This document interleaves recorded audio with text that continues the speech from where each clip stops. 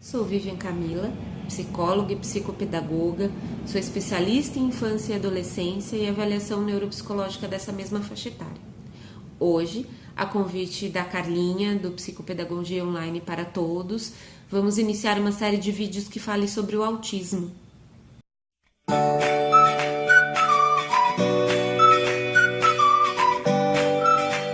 Eu que escrevo às vezes alguns textos para vocês, que vocês veem lá nos blogs, né?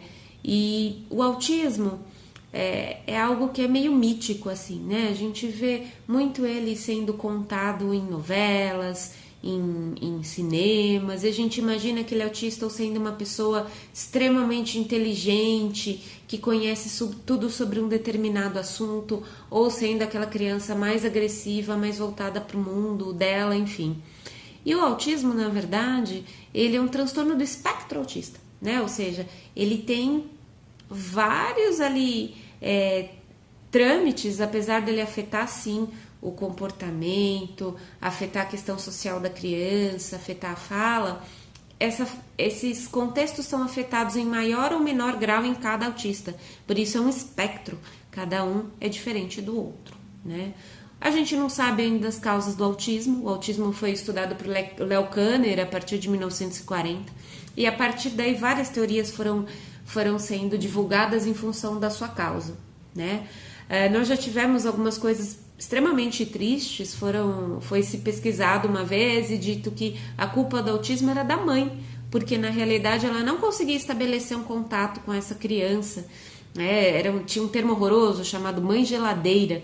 Imagina o que as coitadas dessas mães e desses familiares passaram, né? O quanto culpa essas mães sentiram.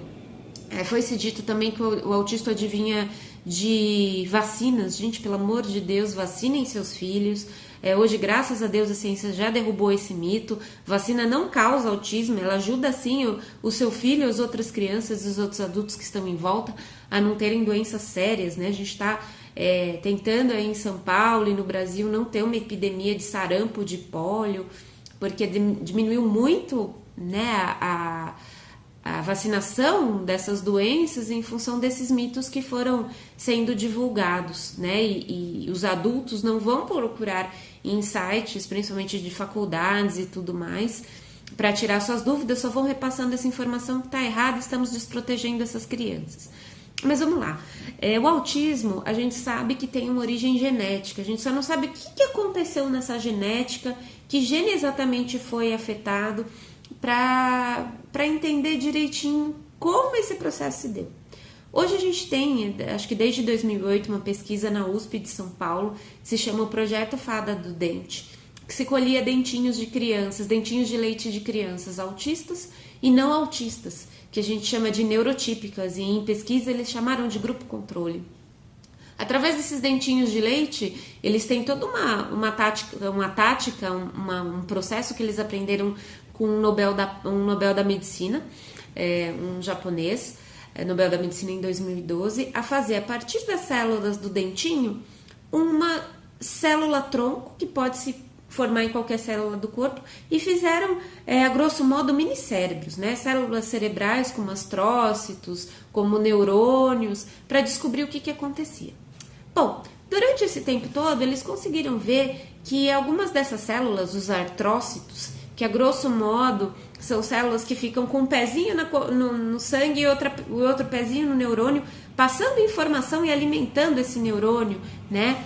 Dizendo quando tem alguma inflamação para esse neurônio conseguir, pelas sinapses e pela condução elétrica, mandar uma informação para o corpo para combater essa inflamação, por exemplo, né? Alimentar esse próprio neurônio. Eles perceberam que esse próprio astrócito estava inflamado em muitos casos, né? Então não conseguia passar essa informação e alimentar esse neurônio de forma coerente.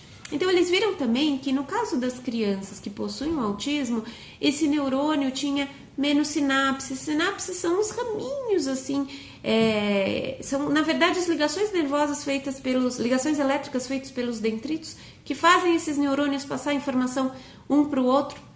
Então esses neurônios não tinham essa condição elétrica muito boa, tinham um número diminuído desses dendritos, então essas informações não eram bem passadas. E a partir daí eles começaram a analisar, estudar e viram que, poxa, essa célula cerebral de uma criança atípica que não tem características autísticas é diferente de uma criança autista, né? E agora? Por quê? Ainda não se sabe, né? Como é que a gente vai fazer? Tem cura? Ainda não tem cura. Não é simples assim, né? A gente sabe que o astrócito está inflamado, joga um anti-inflamatório ali, tá tudo resolvido. A criança não tem mais sintomas. Não é por aí, não é assim que acontece. Então hoje a gente ainda não sabe as causas do autismo. Nós sabemos que de 800 a 1.000 genes tem algum tipo de intervenção aí nessa doença, né, nesse transtorno, mas a gente não sabe exatamente em qual gene. E a princípio a gente não sabe nem porquê e não tem cura para ele, mas tem tratamento e a gente pode fazer a vida desse autista melhor. Se você quer saber um pouquinho mais, aguarda os outros vídeos que a gente vai soltando. O próximo vídeo será sobre a característica do autismo, tá bom? Até lá!